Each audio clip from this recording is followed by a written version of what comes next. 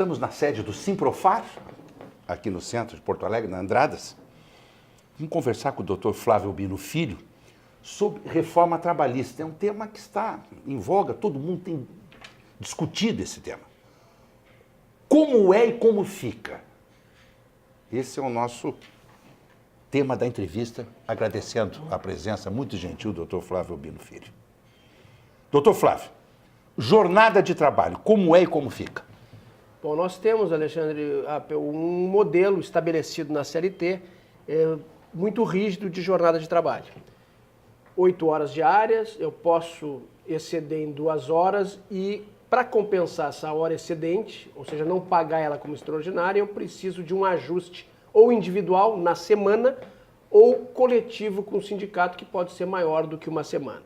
A alteração principal trazida pela reforma trabalhista é dar uma flexibilidade maior a esse ajuste de jornada de trabalho.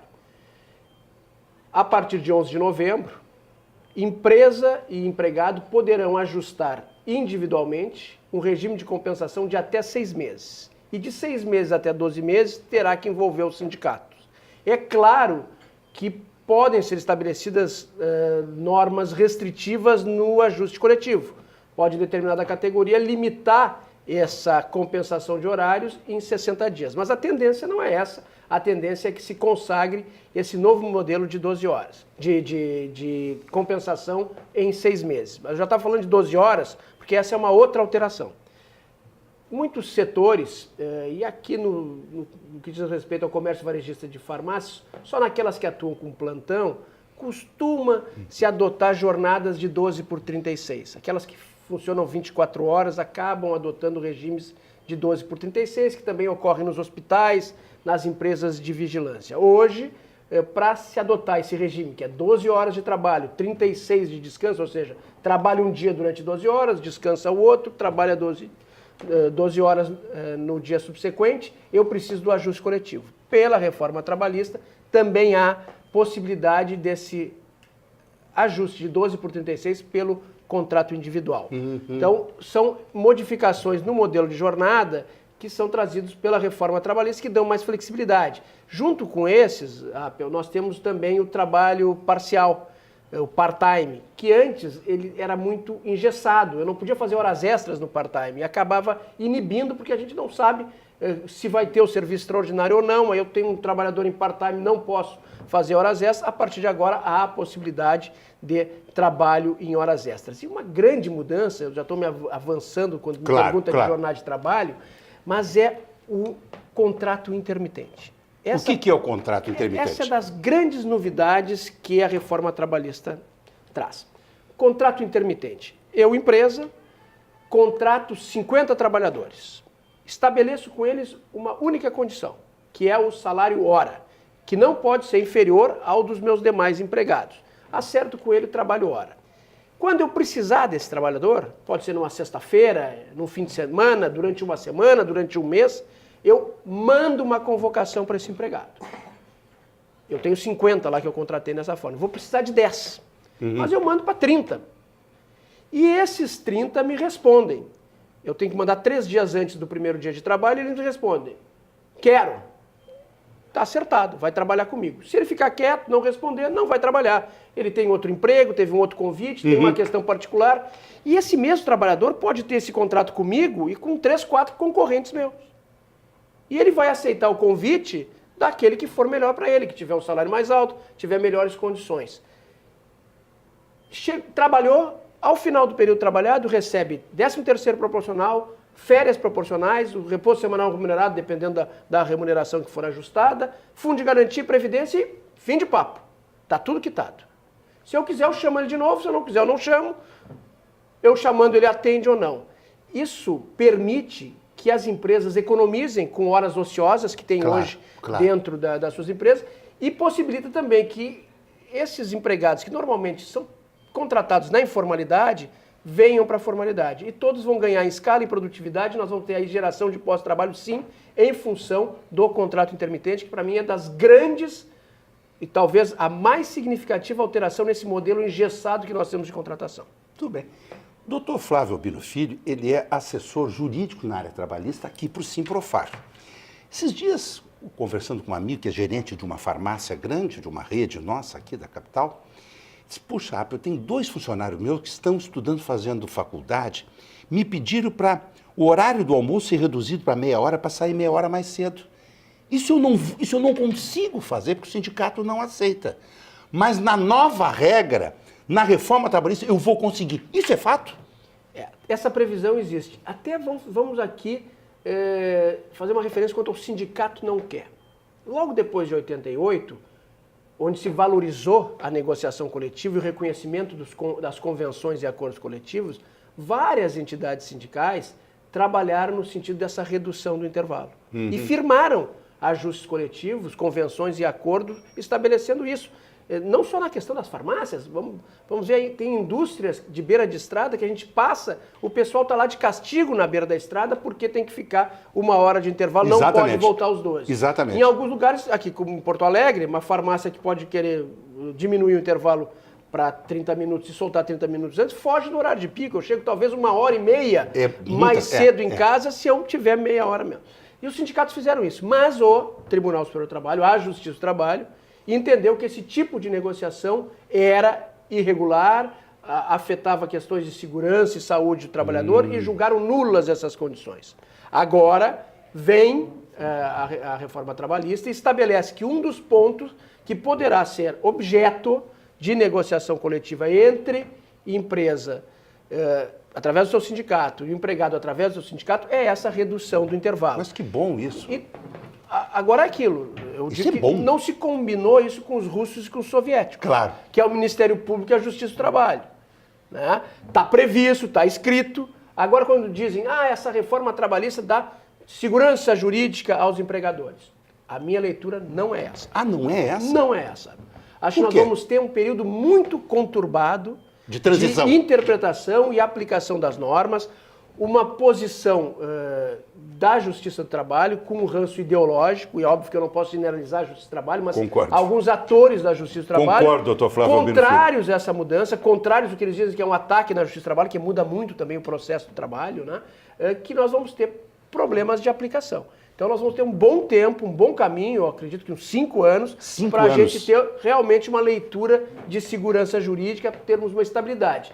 E quando se fala, vai diminuir o número de ações trabalhistas? Vai diminuir? Não vai diminuir a curto prazo. A curto prazo não. Vai diminuir. Nós vamos ter um aumento de ações trabalhistas em função de toda essa leitura da reforma trabalhista. O Ministério Público chega a dizer que todos os dispositivos são inconstitucionais. Chegou a dizer isso? Chegou a dizer. Tem artigos de magistrado dizendo que não vão aplicar porque no controle difuso da constitucionalidade vão entender que as normas são inconstitucionais. Então nós vamos ter um período de grande insegurança jurídica. O Brasil é um dos poucos países do mundo que tem uma justiça do trabalho tão inchada, com tantos processos. É verdade isso, doutor Flávio? Nós não temos no cenário mundial justiças especializadas como a que nós temos no Brasil. Mas também nós não temos uma litigância tão grande nos outros ramos do direito como temos no Brasil. Nós temos uma cultura do litígio. Então, é claro que, ao longo dos anos, aquele papel conciliador da Justiça do Trabalho, e eu sou um apaixonado pelo direito do trabalho, um apaixonado pela Justiça do Trabalho, defendo ela como justiça especializada, mas nós tivemos distorções na aplicação do direito. Uma das respostas que essa reforma trabalhista dá é até as decisões da Justiça do Trabalho. Nós temos uns 15 dispositivos que dizem exatamente ao contrário do que a Justiça do Trabalho estava aplicando. E aí você, mas a Justiça do Trabalho aplica a lei. Não, a Justiça do Trabalho estava agindo como o legislador fosse. Puxa vida. Sendo uma justiça ativa, ou seja, criando regras. E essas regras são derrubadas Vou dar um exemplo. Intervalo que nós estávamos falando há pouco. Pois é. Intervalo é de 1 hora. Mas, por alguma razão, o empregado trabalhou mais 15 minutos no período da manhã ou chegou 15 minutos antes do período da tarde. Não gozou 1 hora de intervalo. Gozou 45 minutos de intervalo. O lógico, qual é? Bom, vou ter que indenizar esses 15 minutos que ele trabalhou a mais, que era intervalo. O que diz a Justiça do Trabalho? Posição pacífica. Não, tem que pagar a hora inteira. Então, eu deixo de descansar 15 e a empresa tem que pagar 1 hora. Onde é que está escrito isso? Em lugar nenhum. Em lugar nenhum. É Foi interpretação. Uma criação, uma interpretação. E no meu modo de ver, nesse episódio, agindo como o legislador fosse. Agora vem a lei e diz não. Só paga os 15 minutos. E é uma verba indenizatória. E tem vários outros exemplos de respostas da lei a essas decisões da Justiça do Trabalho. Um assunto que tem levantado muita polêmica, parece que as pessoas não estão compreendendo. Férias.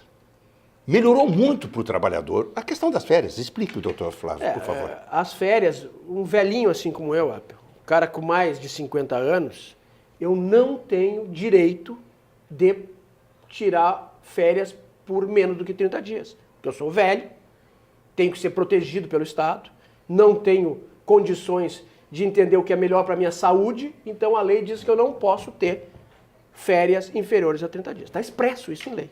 Quem tem mais de 50 não pode parcelar suas férias. Não pode parcelar? Não pode parcelar. E todos nós sabemos que no mundo de hoje, para compatibilizar férias com a minha mulher, com os meus filhos, eu só consigo fazer parcelando. Claro. Porque senão a minha mulher vai ter as férias num período, os meus filhos vão ter férias escolares em outro, e quem define o período que eu gozo é a empresa. Então se criou, e aí é uma concertação que é bom para todo mundo, se parcelar. Ó, vou tirar 15 dias aqui no verão, claro. 10, outros 15 dias no inverno e tal. E se avançou até em alguns ajustes coletivos para estabelecer esse tipo de cláusula. O nosso Tribunal Regional do Trabalho aqui da 4ª Região reconhecia essas convenções coletivas com parcelamento de férias. Mas no resto do Brasil, o entendimento é, mesmo que a categoria tenha deliberado nesse sentido, mesmo que o empregado queira parcelar as férias, tenha ele 50 anos ou menos de 50 anos, esse tipo de cláusula é ilegal e anulavam as cláusulas. Agora não depende nem de negociação coletiva, está na lei. Eu posso parcelar.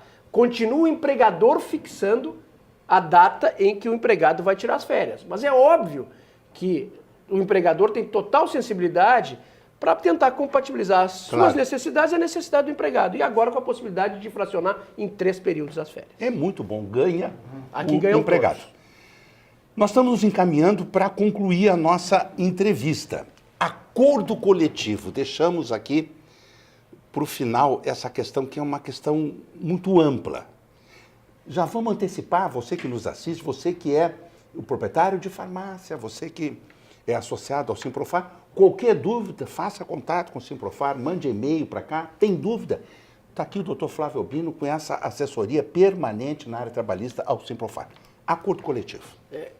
Como eu falei no início, a origem dessa reforma trabalhista foi uma resposta em termos de segurança jurídica. Por quê? Porque as partes vinham ajustando convenções coletivas de trabalho e o Tribunal Superior do Trabalho sistematicamente, e no meu modo de ver, a minha leitura, para desvalorizar as entidades sindicais de empregadores e de empregados, vinham anulando essas cláusulas, desequilibrando os ajustes. Veio o STF como guardião da Constituição e diz, não pode anular as cláusulas. A Constituição garante que as entidades sindicais negociem e criem condições, mesmo que contrárias à lei. Mesmo que contrárias à lei. Desde que respeite os direitos civilizatórios mínimos. Claro. Um palavrão meio complicado, né? Uma coisa, os direitos civilizatórios mínimos. No final das contas, o que diz a nova lei trabalhista? Exatamente a leitura do STF. E ela é pedagógica nesse ponto. Ela diz, podem as partes negociar de forma contrária ao estabelecido em lei, e exemplifica alguns pontos. E lá no outro dispositivo, e aí ela segue parecido com o Código Português do Trabalho, ela diz, e não pode negociar sobre tais pontos, que são exatamente os direitos civilizatórios mínimos. Então, a partir de agora, esperamos que isso seja efetivamente aplicado e respeitado, as partes poderão deliberar nas suas assembleias, quando eu falo partes, empregados e empregadores, fazer trocas mútuas, mesmo que essas trocas importem em não aplicação de um dispositivo legal, desde que esse dispositivo legal não seja um daqueles protegidos. No resto, então, eu posso negociar tudo. Então, abre um grande espaço para concertação, para negociação e aumenta a responsabilidade dos sindicatos. E aí tem um ponto que eu acho que andou mal a reforma trabalhista. Ao mesmo tempo que eu dou toda essa importância, essa legitimação aos sindicatos, eu imponho a eles uma asfixia financeira. Pois é. Cortando a contribuição sindical. Pois é, isso aí está mal parado, doutor Flávio. Se imagina que pode haver algum processo aí, alguma medida provisória, enfim, que conserte isso, porque essa asfixia financeira vai tirar muito a capacidade dos sindicatos de atuarem justamente no acordo coletivo. E o mais que deve ter bem presente é que os sindicatos, tanto patronal como de empregados, negociam para todos. Claro. Para toda a categoria. Então as vantagens obtidas, seja do sindicato profissional, seja do sindicato patronal, é para todos, não é só para o meu associado. Evidente. E agora quem paga pelo novo modelo é só quem é associado ou quem quer pagar. É. Quem quer pagar, aí tem um discurso muito bonito. É verdade. Que os sindicatos agora serão representativos porque o pagamento vai ser por vontade, só vão ser valorizados aqueles que realmente trabalharam. Livre decisão. É. Balela. Blá, blá, blá. Concordo. Vamos imaginar um jogo de futebol, lá do nosso Grêmio. Do nosso Grêmio, certo? Quem pode entrar no estádio é quem comprou o ingresso ou quem é sócio, quem paga a cadeira. Claro. Vamos imaginar agora, já que todos são torcedores do Grêmio e o benefício é para todos, que é o modelo sindical, todo mundo pode ir ao jogo e assistir a partida. Não precisa ser mais sócio, não precisa pagar mais a mensalidade, não precisa mais pagar o ingresso. Alguém vai continuar espontaneamente pagando ao Grêmio? Que não. Claro que não, é a mesma coisa do sindicato. Coisa. Se eu continuo com a obrigação do todo, todos têm que pagar. Isso não é uma novidade brasileira. A OIT consagra esse modelo. Na Argentina nós temos as contribuições de solidariedade, que são assim, todos pagam pelo benefício conquistado pelos associados, pelo sindicato. Na Espanha, Canon por representação é assim. E as taxas inglesas, service fee, também são assim. É verdade. Então, não para de pé. Se eu valorizo a negociação coletiva, se eu posso, inclusive, ajustar condições diferentes da lei, como impor uma asfixia a esses atores que são os sindicatos patronais e de empregados? Aí andou mal a reforma trabalhista. Concordo. Esse é o grande desafio do governo do presidente Temer. Ministro Padilha, já falamos com ele sobre isso, inclusive. Muito bem, nós estamos concluindo nossa entrevista. Doutor Flávio Albino Filho, ele que é assessor trabalhista aqui no Simprofar. E-mail do Simprofar está na tela. O telefone do Simprofar está na tela. Você que é profissional da área da farmácia e você que trabalha nesse segmento tão importante do varejo farmacêutico no nosso estado, fora do estado, quer um contato, quer uma orientação, faça contato. O seu sindicato está aí para lhe apoiar exatamente nesse processo de adaptação que é fundamental. Uma alegria revê-lo, doutor Alegria Flávio Albino minha Filho. de participar desse programa belíssimo e muito 19 bem anos no ar, 19 e muito anos. bem comandado. 19 anos no ar, doutor Flávio. Muito bem, Fernanda, de volta com você aí no estúdio, direto aqui do Simprofar para o Jornal do Consumidor, Alexandre Appel.